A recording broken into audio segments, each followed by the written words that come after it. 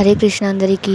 ఇక దుర్యోధనుడు తనలో ఉన్న భయాన్ని పోగొట్టుకోవడానికి తన సేన ఎలాంటిదో వర్ణిస్తున్నాడు. తరువాతి శ్లోకం. అన్యేచ బహవః శూరా మదర్థే త్యక్తజీవితాః నానాశస్త్ర ప్రహరణా సర్వే యుద్ధ విశారదాః. తాత్పర్యం. ఇంకా ఎంతోమంది శూరులు, యుద్ధ విశారదులు అనేక శస్త్రాలను ధరించి నా కోసం జీవితాలను వదిలిపెట్టారు. ఇక్కడ దుర్యోధనుడు నా కోసం ఎందరో తన ప్రాణాలని అర్పించడానికి సిద్ధంగా ఉన్నారు అనడానికి బదులుగా నా కోసం ఎందరో తన ప్రాణాలని అర్పించారు అని అపశృతి పలికాడు.